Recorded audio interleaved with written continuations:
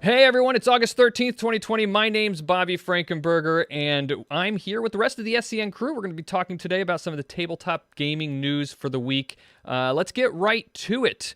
So first up on the docket is going to be DriveThruRPG, the place where you get all your PDF copies of your favorite tabletop RPG books, is getting a makeover to their website. If you go on over to DriveThruRPG.com right now, then you're given the option to get a sneak peek at their brand new site design up here. And when you click on that, it gives you the option to see what's going on. So you can see it here on the screen. The redesign is a long time coming, in my opinion. Their site, while a great and wonderful place to go find tabletop RPG stuff, has had a look that I would most generously describe as early 2000s chic up until now.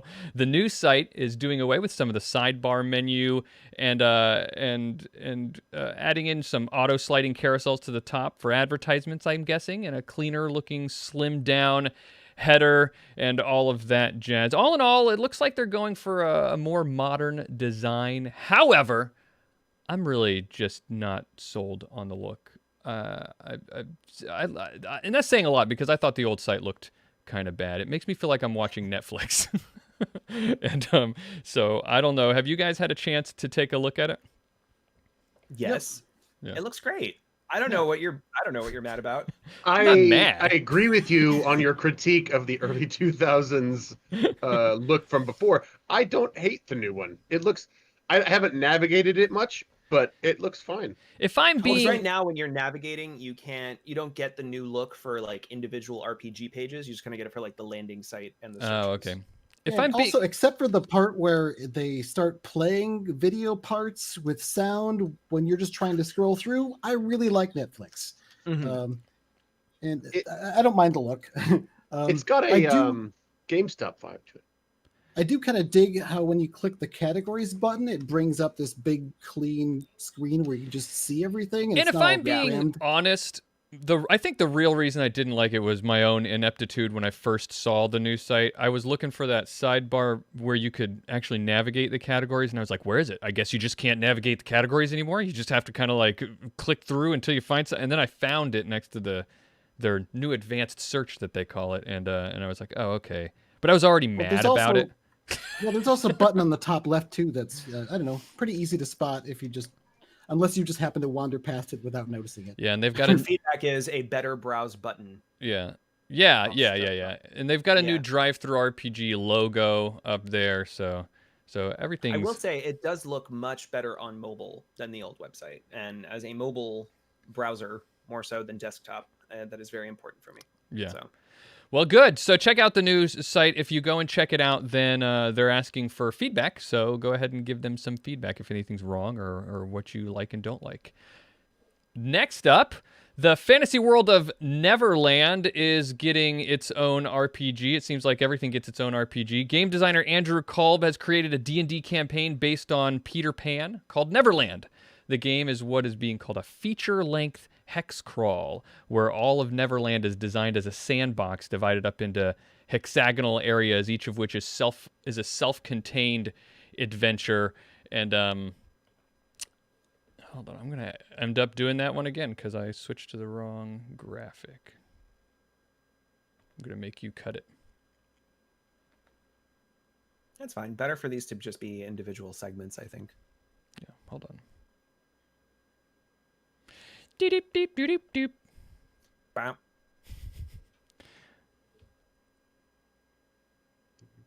All right, here we go. All right.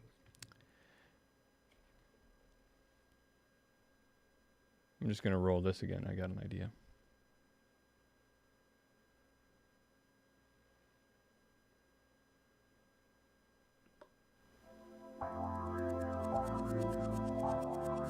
The fantasy world of Neverland is getting a D&D 5e campaign. Game designer Andrew Kolb has created a D&D campaign based on Peter Pan called Neverland.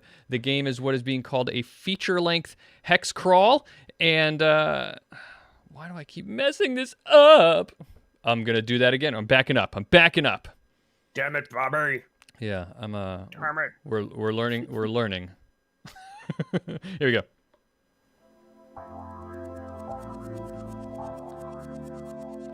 The fantasy world of Neverland is getting a D&D 5e campaign. Game designer Andrew Kolb has created a D&D campaign based on Peter Pan, and it's being called Neverland. The game is what is called a feature-length hex crawl, and it's designed as a sandbox, divided up into hexagonal areas, each of which is a self-contained adventure.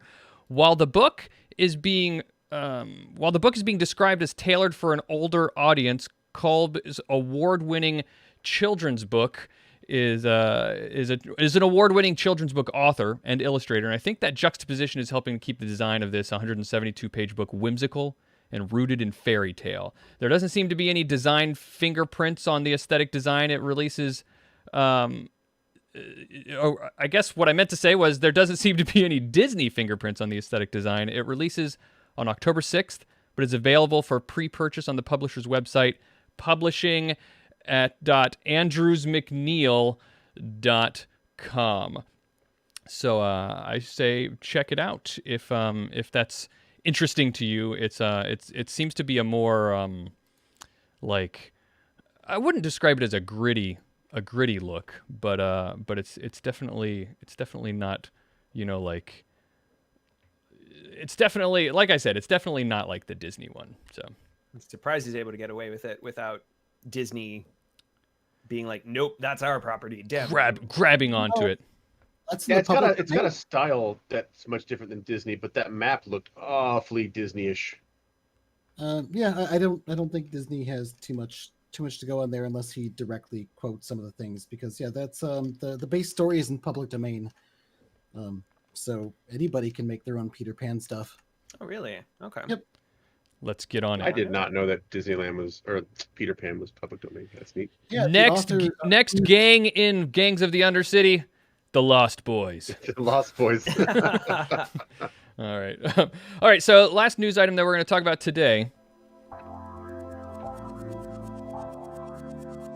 Critical Role is getting a series of Funko Pop figures. That's right. This fall, Funko Inc. will be releasing a series of Critical Role Pop vinyl figures. There will be 7 figures based on the 7 main characters of their first campaign, Vox Machina.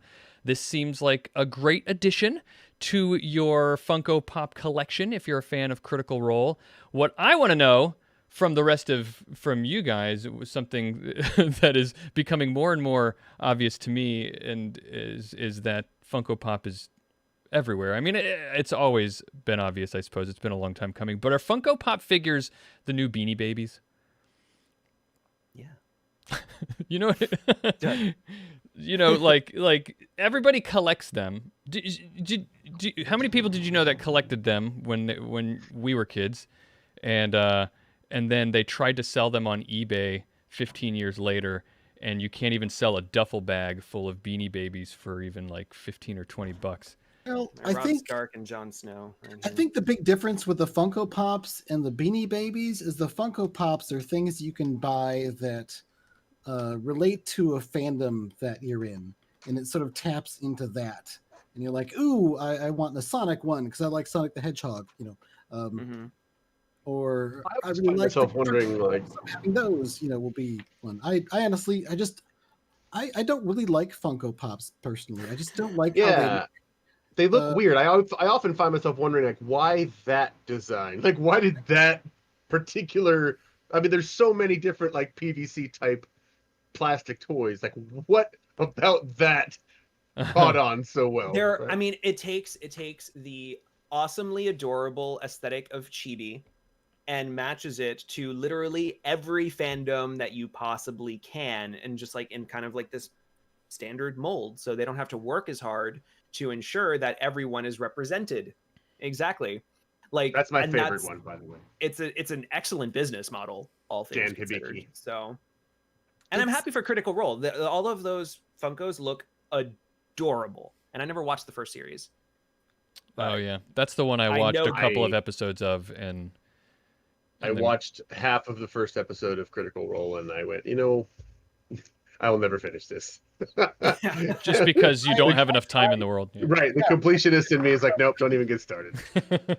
Actually, if I'm being completely honest, it was like, I wish this was me, and my jealousy can't handle watching all of this. So I guess screw it.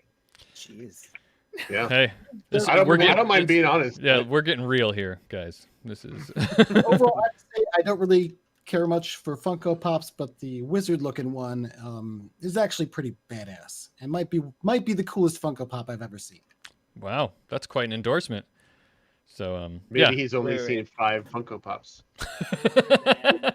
I wandered into a GameStop to find a Sonic one before. I've seen like, Daenerys riding a dragon. Cooler That's- than that. That's a pretty cool Funko Pop. Yeah. Yeah, no, this is a special limited edition one. So like they break out of Look at their that. usual. This Jesus. one's special. Yeah. This one's Special limited edition. Yeah. Don't This is touch it. Before she ruined this year.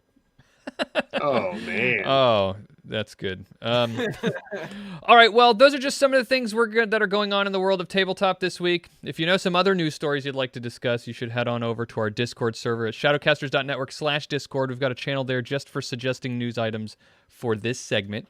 If you don't do Discord, then we've got other ways. You can email us at contact@shadowcasters.network. Tweet your suggestions at SRcasters. We've even got a form on the website shadowcasters.network. You can send us your news items. We want to talk about what you guys think is interesting that's going on in the world of tabletop. So help us out with that. Yeah.